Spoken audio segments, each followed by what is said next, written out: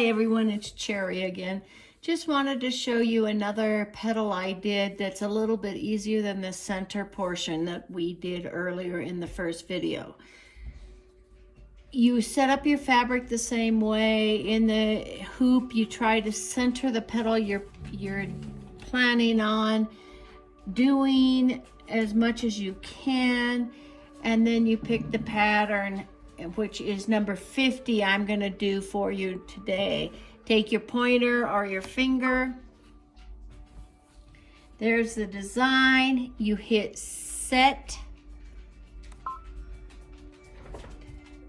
Now you want to scan your fabric so the petal can match up with your design. So you go up to the scan button, which is above the edit. The frame will move to be scanned with the built-in camera. Hit OK. So right now what it's doing, if you don't remember, it's scanning my fabric in the hoop.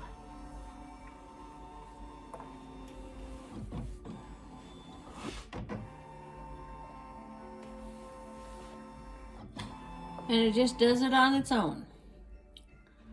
Now, if you go back, and you see we have the design and we have my fabric in the display. What you do is you take your pointer or your finger and you can move this design any old where you want, but you want to match it up. So there, you're matching it up. And you see it matches up pretty good here, but not here, not here. So you just play with it. Remember, it is stitch intense, and believe me, if you're a little off by the end, you will never know. So I would say probably I'm liking it about right there. So then you're going to hit your embroidery button. And of course, now we go and hit the presser foot. And it's a green arrow, so let's go ahead and stitch. Before I hit that button, I just wanted to let you know that it doesn't matter what thread you use. I found that trying to match the thread wasn't always the best. Try to make it fade better, and I don't know how to explain that any better.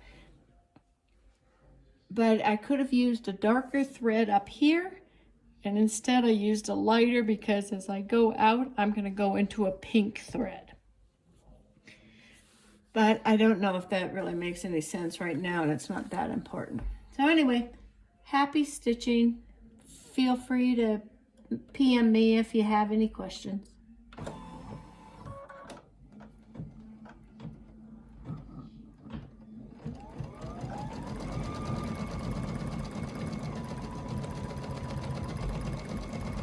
I forgot to tell you, it does do a basting stitch all the way around at first and then stops, which is nice because if you decide it really wasn't lined up how you wanted it, you can change it.